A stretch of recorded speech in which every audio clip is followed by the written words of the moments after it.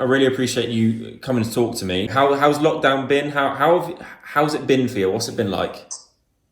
Um, well, first of all, no problem at all for coming on and speaking to you. You're someone that I can see just through your own social media how much you love football and coaching in particular. And it's it's nice because even though I've never really met you or spoken to you. When I've recognised or thought that you've done something really well, that's why I've taken the time to send you private messages and just say, look, well done, keep going. I think so. First and foremost, I think we share a passion for football and obviously coaching. But in regards to the lockdown, it's this particular lockdown is quite tough. I think the weather doesn't help, where the days are shorter, so you're not, if you've been lucky enough to do some work or been able to get out and do something, you haven't got the time or the weather to set out in the evenings and relax. And I sort of find that a bit of a struggle. So fortunately, I've been able to do a little bit of coaching in some schools, which as much as the kids have needed it, I've needed it. Yeah. So for example, we were in school today, and it really only needed one of us to be in, but both myself and Luke decided to go in just purely and simply just to help our own mental state. And mental health is a massive thing, and it's talked about a lot now. And it's not until you actually analyse what's going on in your own mind that you realise what mental health really is. I was sort of didn't really know what it was until the lockdown sort of began, or just before the first lockdown. So it's quite tough, but to be fair, I'm getting through it. And I always think there's worse off people than me, which there are. No, I think that's probably spot on with the mental health, and it's something I really care about. I check up on all the players I coach every week. I just send their parents a message and just see how they're getting on at homeschooling and stuff like that, and they appreciate it, and I think that's good. And talking about lockdown and talking about not being able to do certain things, I see you set up some online PE classes that were in the journal today, and I see it over internet. How did you think about that? How did you come about that?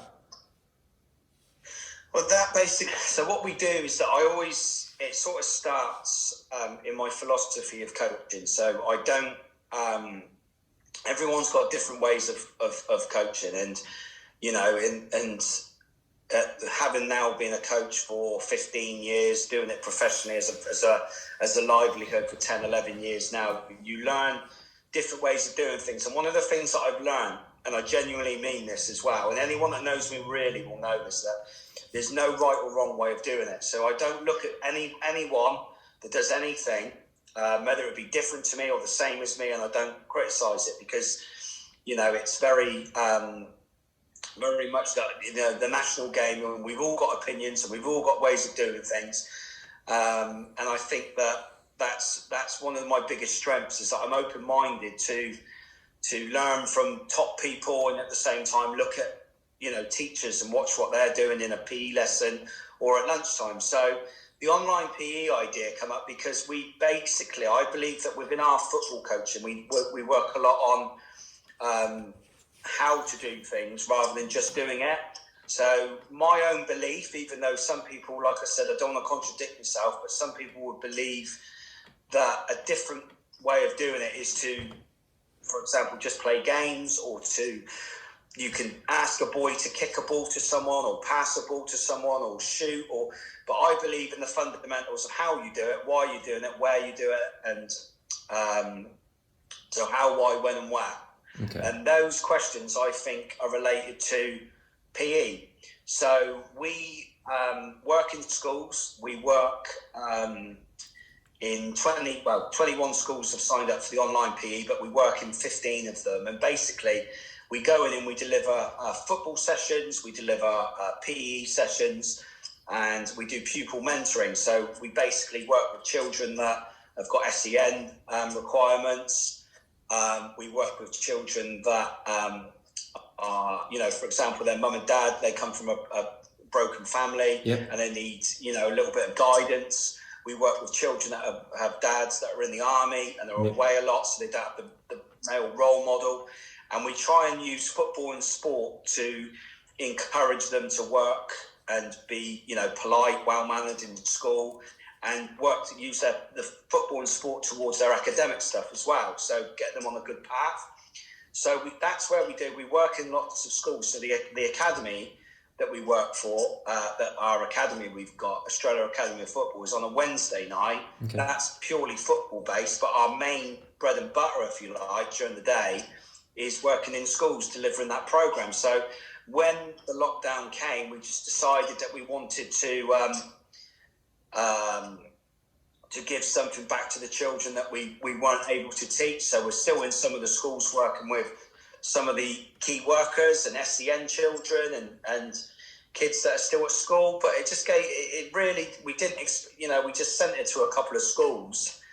I put it on my Facebook, and then it just went a bit crazy, which is nice, because it is nice to be recognised. And when we're only natural that, when it sort of took off a little bit, that we realised we were helping and supporting so many really positive. So it's been a success, and it's been enjoyable for us as well.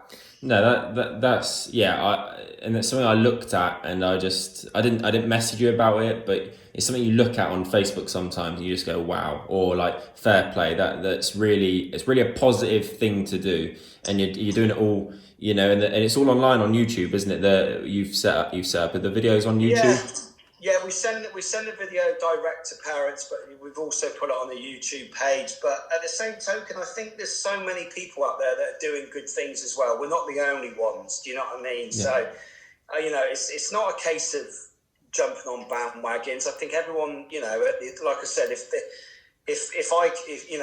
every football coaching company did something, or PE teachers or something like that, we're all in this together, and it's a tough time out there. So, I appreciate you recognising what we're doing, and, it's really nice that a lot of people have jumped on it, but, a lot of people have been sort of doing other stuff, haven't they? Like Joe Wicks, for example. And the one thing I would say about Joe Wicks, people said, yeah, but it's not proper PE. Well, I would agree with that. It's not what an Ofsted lesson of PE would look like, but it's getting kids active, it's getting kids doing things. And I'm just really not into the realms of, knocking different people for doing different things. We've done what we've done.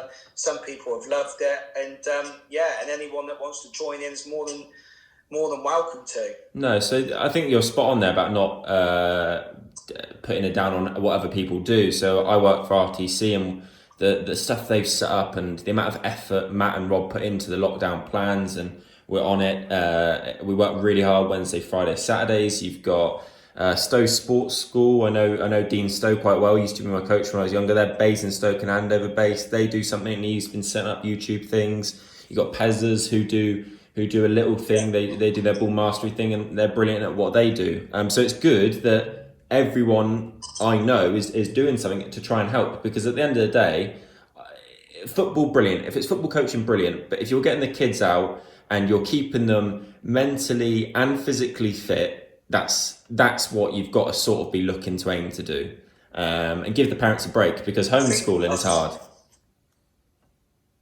Yeah, I think you're right. I think we've all got a duty of care. We work with children. We've got the best job in the world. There's no questioning that. It is the best job in the world if you work with children. That's whether you're a teacher, whether you work with a football academy, whether you work in sport. And I think we've all got a duty of care to do it. We were very lucky that a couple of head teachers decided that it was worthy of going to the Salisbury Journal. But I'm sure there's things that we haven't even heard of, George, that schools are doing and people are doing behind the scenes. And, like I said to you, today we were in a school coaching, and it probably, because of the numbers of children there, probably only needed one of us to go in, but myself and Luke, we were both in there purely and simply. We needed it ourselves. So, anything that anyone's doing, I just fully support, and I take my hat off to them. No, absolutely spot on, and really well done for that. It's a good news story, if you know what I mean. When you see something like that, it's just good to see. So you said about your coaching's background in football. Obviously, I'm very similar. I came up through. I started at academy 8 till 16. I then obviously got released. I fell out of love with football, and I started coming back a bit slower. But ever since I got released at 16, my mum was a teacher assistant in the school, and I loved working with kids, and I loved being a coach. I started off doing a bit of cricket coaching because that's at one point cricket was my main sport, and then I fell in love with football Yeah. coaching, and I felt like I had a duty of care with my experience and where I've played and who I've played with to give a bit back. I didn't know where or when, but ever since I started coaching, ever since I started working with kids in football, I've never looked back. And it's genuinely the best thing I've ever done, seeing their faces. I've been coaching for 4 or 5 years now. There's not been one single day where I've woke up and not wanted to go to work. And I think if you can find a job like Yes. that, and I think that's probably the same for both of us in the way you talk about coaching. So you've been coaching for 15 years, did you say? Yeah, 15 years. So I've been coaching 15 years, but I've been doing it professionally for a livelihood for the last 10 to 11 years. Okay. So what made you want to get into coaching? I love football, and I want good enough to be a footballer. So it's pretty, George. It's just, that's the short story of it all. But we all grow up wanting to be a footballer, wanted to be, play the game at the highest level I could. I was very good as a boy. Went to Bournemouth, went to Southampton on trials, did really well. But when people say they went on trials, I actually was in and I was being coached and part of the centre of excellence. But ultimately, George, I wasn't good enough. You can talk about my lack of height or lack of whatever it is. I didn't work hard enough. I didn't train hard enough, despite loving the game. So I was very lucky, though, George, in the fact that even though I love football and it's, given me a career of what I love to do that pays the bills, at the same token, I had a good childhood. So I, played with my friends and stuff like that. But ultimately, if you want to get to the very top and be solely focused, then you can't go out with your mates. I missed training at Bournemouth twice a week because I wanted to go and play football with my mates down the park. So ultimately, the commitment wasn't there.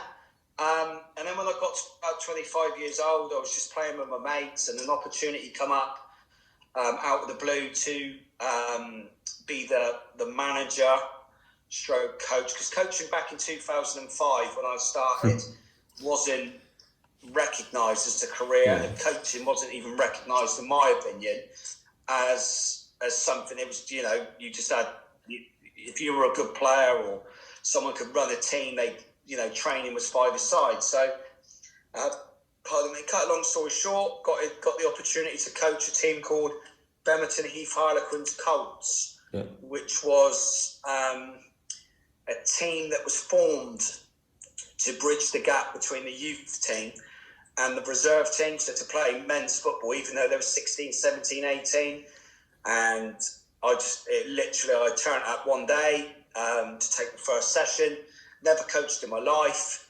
And the session I put on was something that a coaching session would look like now. So I think I was more naturally gifted to coach than I was to play.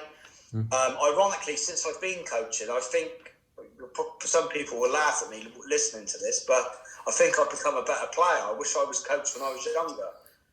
So some of I think the demonstrations you do and things like that, it makes you become a better player and things like that. But ultimately, George, I want a great player. I played at decent levels. I could kick a ball. I could score a few goals, but nothing that people would really talk about. And so I took the route of coaching, and that was where I found the bug, if you like. Yeah, I think I spoke to Jody last night, and a lot of it's off the record because I purely wanted experience for myself and where I have to go to make it to where I want to make it. And I'm not afraid in saying that I want to work in a professional environment. I'm not afraid of saying I want to go to the very top of coaching. I am very set on that. I have to be rigid as well, as Raddy told me, and I have to do things the right way. But and this is why I want to talk to you as well, because I can see you're passionate. I can gain knowledge from you, and listening to you talk, you know what you're on about, and sometimes when you speak to some coaches, you question what you hear sometimes. But look, I'm 25. I've set out a 10-year plan, and then 35 is still young at the end of the 10 years, and I want to be in a professional environment comfortably at 35. Coaching's my love, and it's what I want to do, and I want to make the best coach I possibly can be. So that's my point on it, and that's what Jody spoke to me a long time about. And obviously, he managed Saints under 23s. He had a good football career. He won the African Cup of Nations. He played for Saints, didn't he? And he was, absolute brute at the back. And he really helped me last night. Going back to you slightly, when was it that you wanted to go into men's coaching and sort of, because you obviously that bit, what was it that made you go, now I want to go into men's football, or because it is a big gap, isn't it? Even from coaching under 8s to under 16s, some coaches can't do it. So you can coach all age groups. Yeah. I think, well, first and foremost, this is what you're asking me is probably my favourite question to answer. It's my favourite question that is asked of me. And I've seen coaching from, in the nursery right up to the Premier League. I've been fortunate enough I've seen Raddy work. I've been in with Raddy on several occasions. For example, when he had the under 23s, and I've seen, first teams sessions, Southampton's, Bilbao's, Sporting Lisbon's when I've been there. And it's communication, George. You can have all the knowledge in the world. If you can't communicate, you are not going to get to where you want to be, wherever that is. Now, when I was your age, I started coaching at 25, so I'm 40 now, and I had the same aspirations, the same goals that you've got. I've still got those aspirations and goals, but what I've realised is, and it's going to be a real cliche, this, George, and you'll laugh at this, but the journey is better than the destination. I had it all set. I want to do this, then I'm going to do this, then I'm going to do this and this. Now, my situation is a little bit different to you in the fact that I've got 3 daughters that I have to feed. Yeah. So I have to work. So I do go out and put time into my coaching, and I've been abroad, and I've been supported by my wife to go and travel to Barcelona, to America, to wherever I've been, and spend my own money to get there to ultimately make myself better. But everyone's journey is different. And the one thing I would say to you, and it's not a criticism, I'm not in any way saying that's not going to happen, but the road isn't straight, George. You are going to veer off and go off the path. And it could be for a few months, it could be for a couple of years, and then you join the road again. I'll rephrase that. If you aren't prepared to work in schools and learn how to communicate with a 3 and 4-year-old, then you'll never ever make it to the top of the game. Because me and you, George, we haven't played the game. What I mean by that, mate, is Radhi Jaidi can use his playing CV, whether we like it or not, it's a fact, and it's not knocking anyone. I'm not knocking Gerrard for getting the job off of the back of his career at Liverpool, or Lampard for the amount of goals he scored at Chelsea. That's the way of the world. And it winds me up a little bit when people like myself, or in the same boat as me, get frustrated with that. Get used to it. It's the game. It's the way it is. I was on the UEFA licence course with a pack, George. I know you're not going to record this, but let's just say physically so you can't see. But I had 4 binders worth of session plans. Now, the FA tutor went through them all with a fine-tooth comb. And I mean a fine-tooth comb. He nailed me. I should have thought of this, should have thought of that. Yeah, but what if the ball... I mean, nailed me for 45 minutes, really going through it. In front of me was an ex-professional Premier League player, whose name I won't mention because it's not fair. He stood in front of me and said, "I'm really sorry, boss, but I haven't had time to do many session plans." And he went, "Oh, don't worry about that, mate. I know you can do it. Yeah, just do me a couple and send it through to me." 30-second conversation, got ticked off. For me to get ticked off, George, it took 400, 500 session plans. Do you know what I mean? Because I haven't played the game at any level. And people will still say to this day, what does Jody Rivers know about football and coaching? And my answer is nowhere near enough as what I want to be when I'm old and wrinkly and retired. So our route is very different, George. Our route is very different in the fact that we've got our enthusiasm, our punctuality, the way we talk to people, the way we're humble, the way we make mistakes, the way we support each other. That's the way we're going to get there. And it's my best mate won't mind me and saying this but my best mate in football is Ross Embleton, who's Leyton Orient's manager. We're the same age. We've got the same experience of playing. We've got the same roots. We started in schools. We worked in the communities. We went and worked in academies, and then we went through the professional academy system. And he's Leyton Orient's first team manager now. And I'm, for somewhat some would perceive me as further down the pecking order. But me and Ross talk to each other like we're on the same level, because we are. Because the opportunity has come up for Ross and he's taken it, and I'm proud of my mate. And my opportunities have come up, but they're different opportunities, mate. Don't tell me what I've done today is any more demeaning than working for Leyton Orient's first team in League Two. I was working with 30 kids today at different times, inspiring them, making them laugh, improving them how to run, how to jump, how to kick a ball, how to score a goal, it depends what people see success as. And if people see success as coaching at the highest level possible, so be it. But at the ultimate, there's nothing wrong with fulfilling your aspirations and dreams by coaching in schools or coaching within communities. Because I would ask you this, George, as someone that's passionate about coaching. When I was at Dorchester Town, I had people come and watch me. Now, Dorchester Town, Southern Premier League level, and some really, really good players that have been coached by Eddie Howe, that have been played for Bournemouth.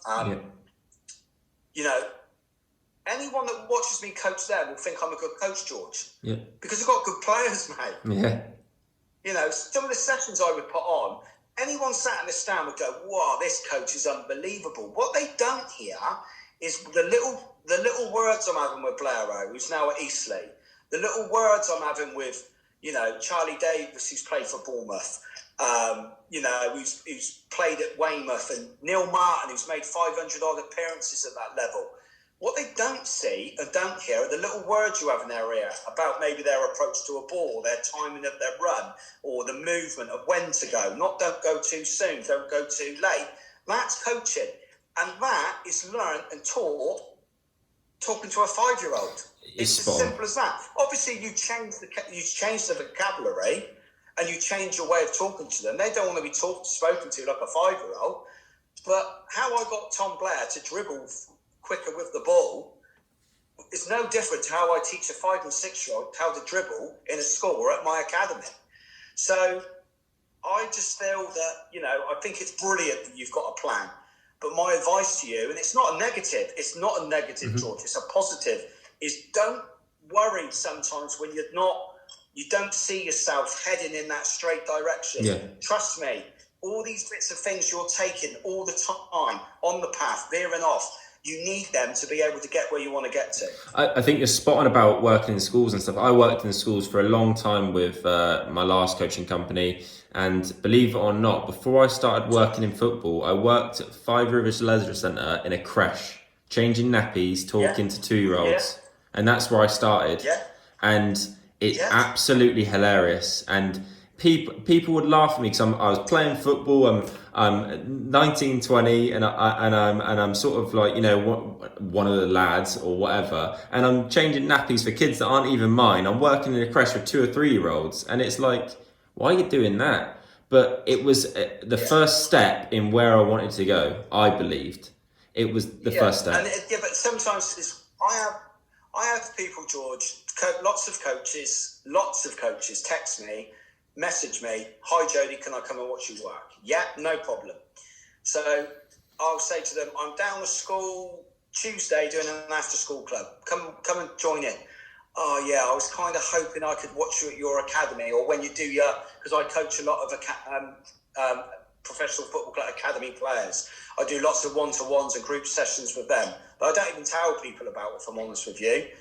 Well, I have now, I suppose. But you know what I'm saying? I don't just do it because, you know. And that's the other thing as well, is that what I learned is I was very, very much like when I was young and 25, I wanted to tell everyone what I was doing.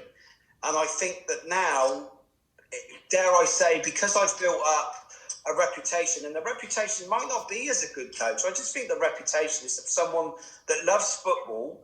I don't know if I'm a good coach or not. All I know is that I'm very enthusiastic and I love coaching the players I coach. So anyone that does come to one of my sessions and works with me, the chances are they're going to enjoy it. And that's all you can do. And I'm going to try to improve them. But I think that sometimes, George, I used to look back and I used to demean working in a school. I used to like, oh, yeah. I've told people in the past, this is years ago, mind, that I'm only doing after-school clubs to cover people. It wasn't true, George. I was doing the after-school clubs. I needed the money to pay the bills. And I was learning how to coach. And I look at that now, and my biggest advice to people is that you've got to, you know, like I said to you before, anyone can work. If you've got any nous about you as a coach, then working with good players, of course they're challenging.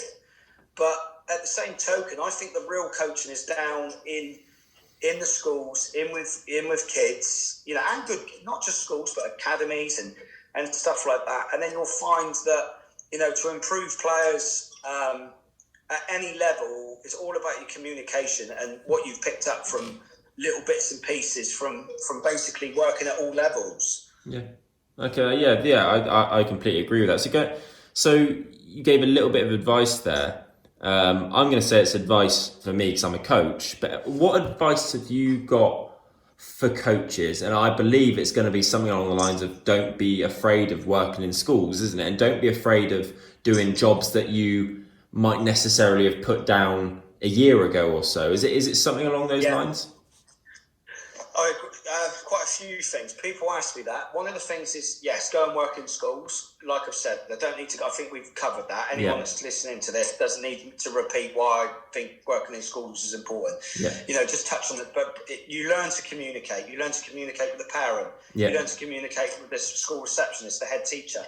I don't speak to some of the parents and head teachers like I do with my mates. Yeah. Do you know what I mean? That's adapting your communication.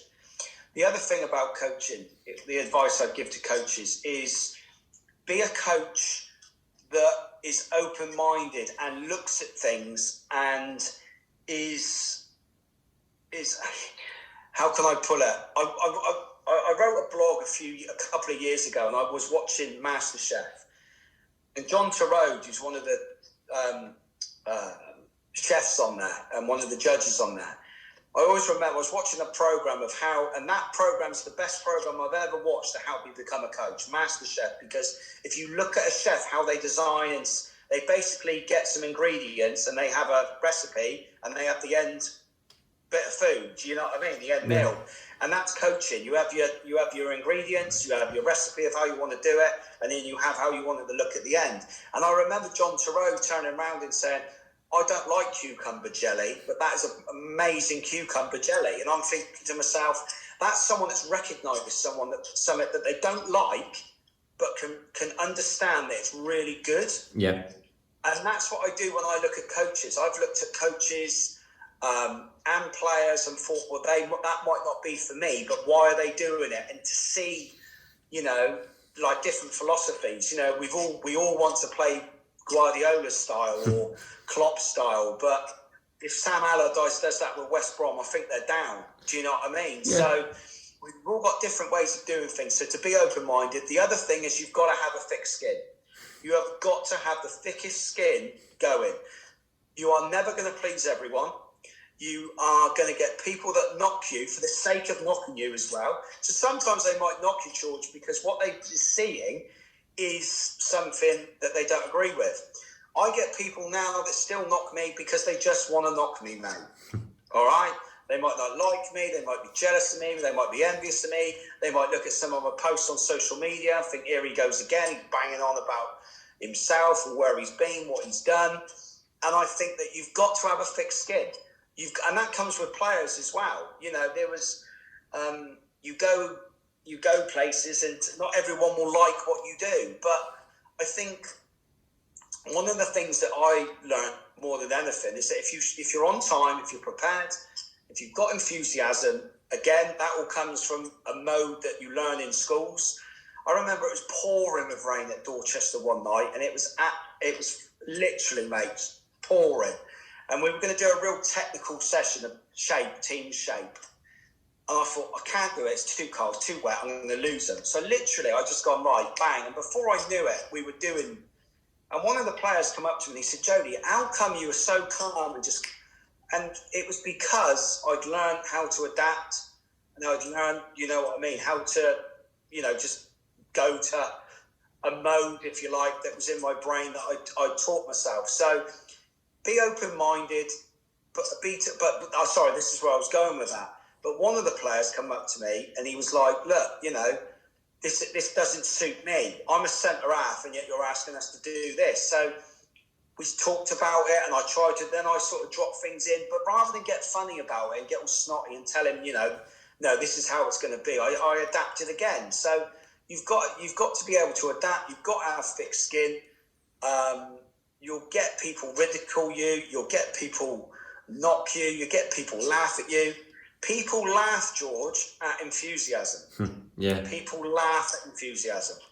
And we're in a world now where social media, but the best piece of advice, social media just can kill you. Do you know what I mean? But the best piece of advice I got when I was at Dorchester was don't take criticism off of someone you wouldn't go to advice for. Yeah. And when you think about that, George, there's so many people, mate. And let's talk open and honestly.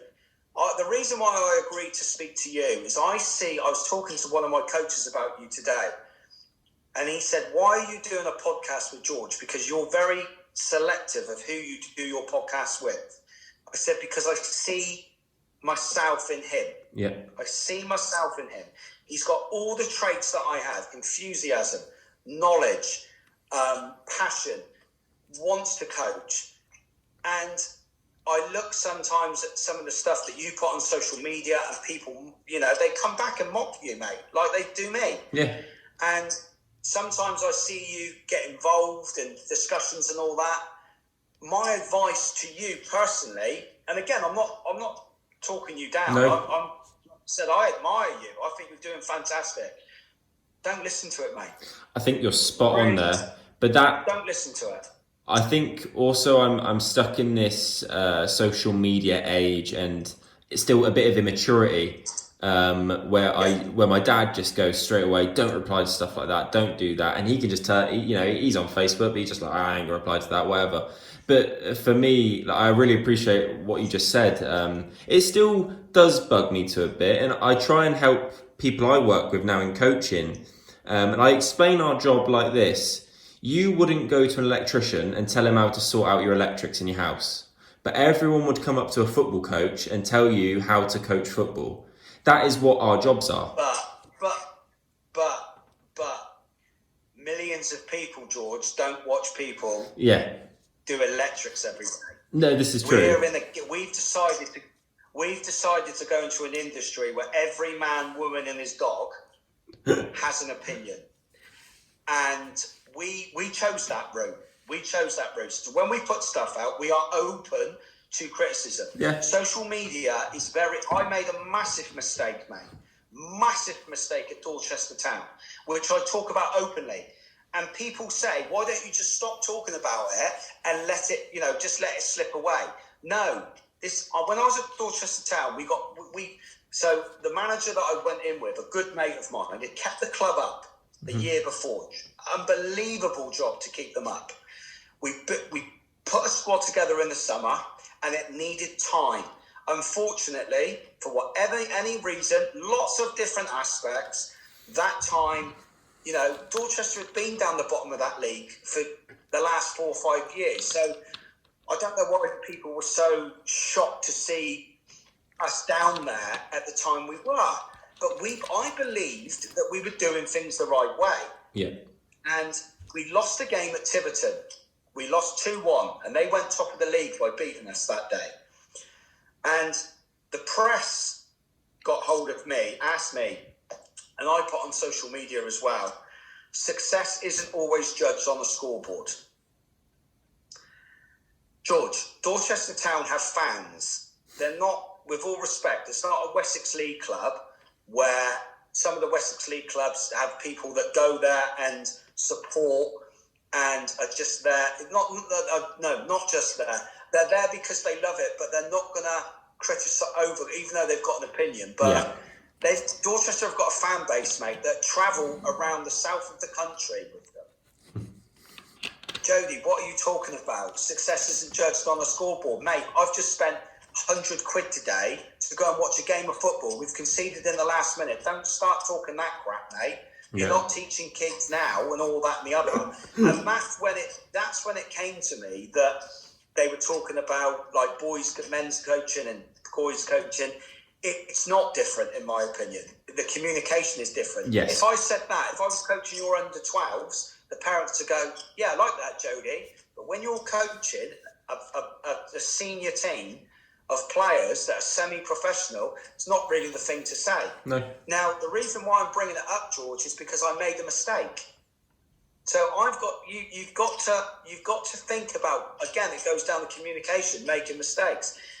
If and when I go back into men's football or senior football, I ain't going to be saying things like that. I remember when I took the job interim for the 4 games that I had, we played Gosport the first game. The manager had left from a mate on the Saturday. We're playing on Gosport away on the Tuesday. We've gone 4-3 up on 89 minutes and let an equaliser in on 94. Drew 4-4. And it was one of the best points we could have got. To get a point at Gosport that night was unbelievable. Andy Moon from the BBC Radio Solent. Pompey were playing out that night. So we were live. They went live to me. So while Pompey and Bournemouth were playing, everyone's listening. And I remember thinking, don't make the same mistake. And he went, Jody, would you have took that point before the game? George, too right I would have, mate. But I ain't going to tell them that. No, we're disappointed. We should have held on. Should have got the win. Should have, you know what I mean? Yeah. Inside, I'm thinking, if you'd have said to me at 7:44 tonight, you'll come away from here with a point, I'd have took the point and got in the van and gone home. But I'd learned, mate. I'd learned my lesson. Yeah, no, I think that's spot on. It is definitely, a lot of it is down to communication. Also for me, and what I feel, and Joe Tessam said this to me, it's every coach in the world will take something off of another coach. So Pep Guardiola might steal something off Bielsa. It might be the other way around. Ralph Hasenhüttl might take something off Klopp. No matter how good you are, you would have stole something off someone else. Or you would have gone, oh, I like that idea, I might use that. You might adapt it, but you might use it.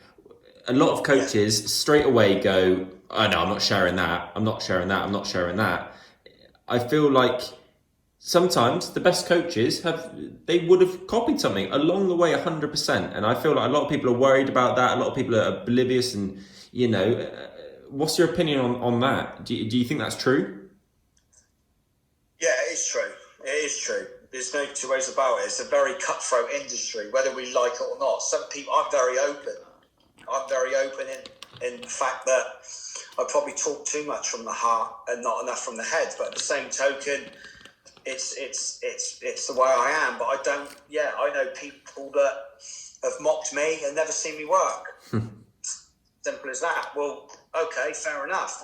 That's fine. But I'm not going to say I'm an angel, George, and never knocked anyone. But certainly in the last 5-6 years, I don't knock anyone. I really don't. And if anyone believes that I've said bad words about them, they couldn't be further from the truth. The fact that there's some things out there that I can't coach. For example, I know we talked off air a little bit, just very quickly before we come on, didn't go into too much depth, but there's some things like, for example, I know you talked about how you coach futsal and all that.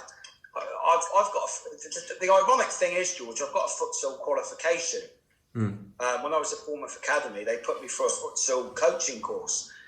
I have no idea how to coach the game, and I wish I could, and I wish I had the time to. And that's one of the things I'd love to do. But I don't see the problem in admitting that I can't do it. And it's almost like, if I admit that I can't do it, I'm jumping on the bandwagon 3 or 4 years later. Well, isn't that what development and learning is? Absolutely. So, in my opinion, mate, we're not just talking about futsal. How many of us had heard of Ralph's 4-2-2-2 formation before he came to us? We always thought it was 4-4-2. Yeah. There's always something different out there. Absolutely. And it's not for everyone. One of the formations I played at Dorchester was 4-1-4-1. And some of the players that had played Southern League level, 500, 600 games, had never played that formation in their life. So, I think you're right in the fact that some will share, some will be open house, some will want you to come. I make no bones about it. Anyone is welcome to any of my sessions at any time. And that's just the way I work. Some people are a little bit more in-house, want to keep it to themselves, especially if you're trying to get results. That's a little bit different. Yeah. But if you're trying to improve people, children, then just my advice is the chances are that what you're doing isn't that secret anyway, because let's be honest, there's only so many sessions, and at the end of the day, there's 2 goals at each end of the pitch and a ball in the middle. There's not that much difference going on. It's just, I'm sure somewhere along the line, someone else is doing what you're doing anyway. So my advice is you might as well just be open and share, and you never know what you might get back from it.